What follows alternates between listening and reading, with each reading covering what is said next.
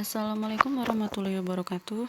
Di sini aku mau tutorial caranya olah data skripsi manajemen keuangan, yaitu deskriptif statistik, normalitas, auto, heteros, dan multicol.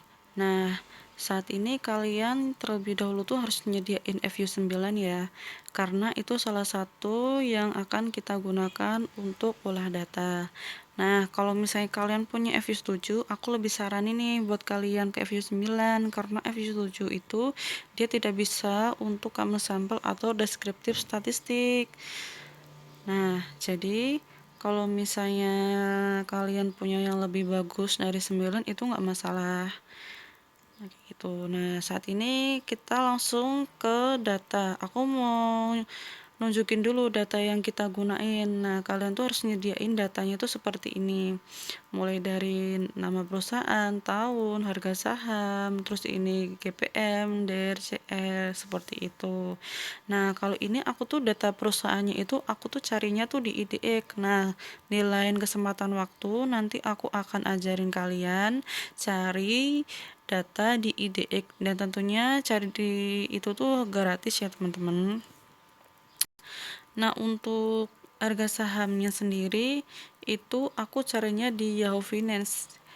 Karena di Yahoo Finance itu dia lebih lengkap dan lebih relevan gitulah teman-teman. Seperti itu.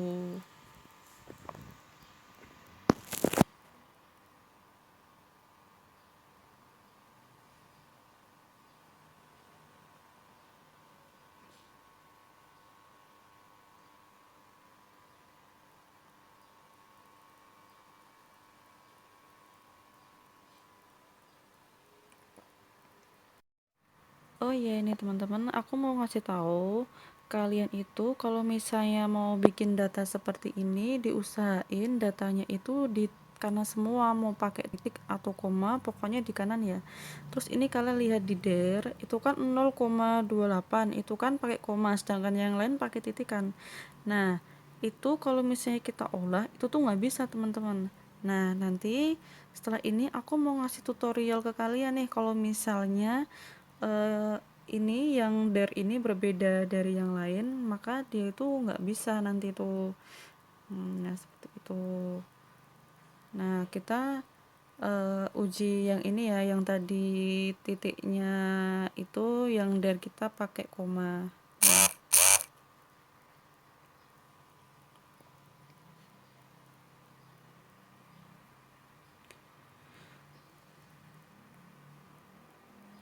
Nah, itu kan kita udah lihat kan dirinya itu 0, yang lain, sedangkan yang lain tuh pakai titik.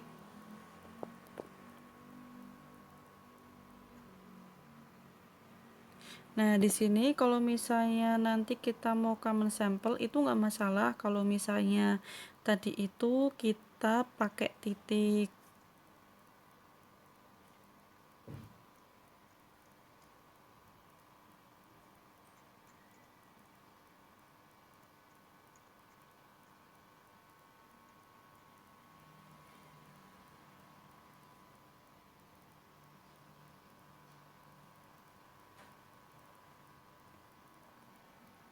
Nah, kayak gini ya teman-teman. Dia tuh nggak mau kalau misalnya dia itu pakai titik sama koma. Jadi harus pakai titik semua. Kalau misalnya pun kalian mau pakai koma, tapi dia menjorok ke kanan, itu pun nggak masalah. Nah, seperti itu.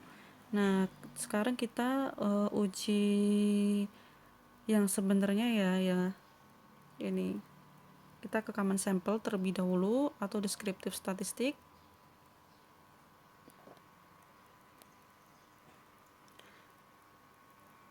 Nah, ini di sini kita kan next. Nah, terus itu numbernya kalian tuh jangan sampai kelewatan ya. Kalau misalnya kamu sampai kelupaan next next, terus oh iya tuh nomornya belum ya. Terus kalian ke back, terus kalian ganti ke number lagi. Itu nggak bisa. Kalian harus ulang lagi dari awal. Terus ini kalian mau yes atau no, itu sebenarnya nggak masalah ya. Kalau aku tuh pakainya yes.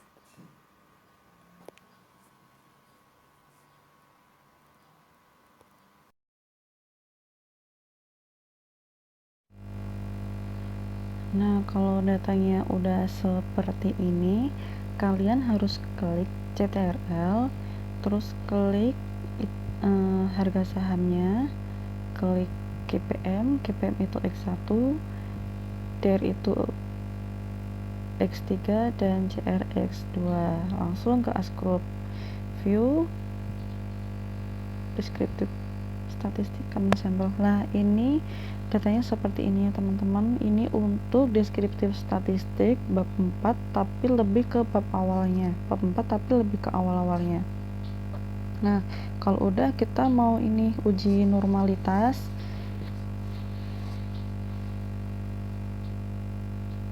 kita klik harga saham yaitu Y, tapi jangan lupa kalian pakai C. Habis itu X1, X2, X3. Nah, hasilnya seperti ini ya teman-teman. Kalau sudah seperti ini, kalian langsung ke view residual normality. Nah, hasilnya seperti ini. Ini bagian dari normalitas. Nah, kalian bisa lihat ya, probabilitasku itu adalah 0,0000, yaitu di bawah 0,05. Maka dari dataku di sini itu berdistribusi tidak normal. Dikatakan normal apabila 0,05 itu lebih besar daripada probability. Maka di sini berdistribusi tidak normal. Nah, untuk penyembuhan normalitas ini akan aku bahas di video berikutnya, karena kali ini aku mau ngasih tutorialnya aja cara carinya.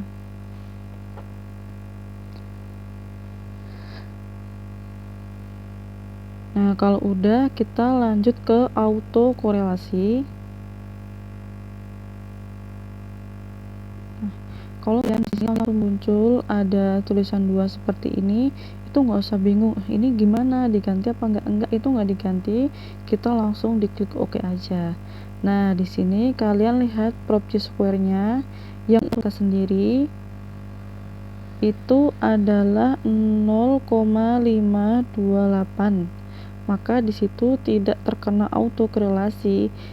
Dikatakan terkena autokorelasi adalah jika 0,05 itu lebih kecil dari probabilitas. Nah, sedangkan di sini kan prop Chi-square-ku itu lebih besar, maka aku tidak terkena autokorelasi.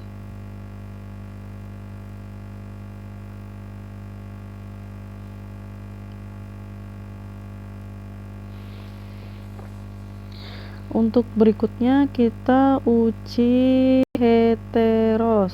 Nah, ini. Nah, biasanya ya kalau uji heteros itu ada 2, uji Peak, kalau enggak uji White. Tapi kebanyakan orang itu menggunakan uji White, sedangkan aku kemarin itu pakainya uji White. Klik oke.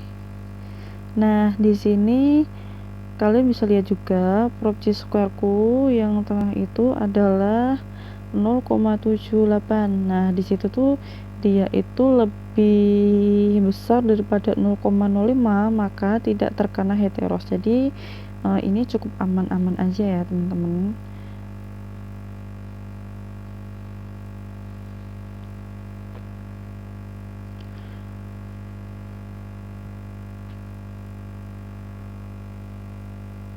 Nah, sekarang kita uji berikutnya yaitu multi-call, yaitu quick group statistik correlation. Nah, kalau udah seperti ini, kalian jangan lupa. Nah, hasilnya itu akan seperti itu, akan muncul seperti itu. Maka yang harus dilakukan adalah hapus harga saham. Kalau sudah, klik OK. Nah, di sini hasilnya seperti ini. Saya akan membacakan sedikit penjelasannya. Jika variabel independen saling berkorelasi lebih dari 0,90, maka menunjukkan adanya gejala multi-call. Nah, kalian bisa lihat ya, dari hasil ujian analisis tadi ini, bahwa di tempat tempat saya ini itu di bawah 0,90, maka tidak terkena atau tidak terjadi multicall. Nah, jadi ini yang mana-mana aja. Dari hasil saya tadi, saya tuh cuman tidak normal. Nah, untuk pembahasan berikutnya, aku akan membahas bagaimana caranya tidak terkena auto, tidak terkena multicall, heteros, dan lain-lain. Aku akan bahas di segmen berikutnya. Untuk pembuatan video ini, jika ada pembawaannya kurang menarik, kurang bagus, ada kesalahannya, saya mohon maaf. Terus kalau misalnya ada teman-teman yang lebih paham, lebih mengerti tentang ini, bisa ya kasih tahu ke saya kalau ada kekurangannya, biar saling mendukung, biar teman-teman yang nggak bisa, biar semakin bisa. Oke, makasih.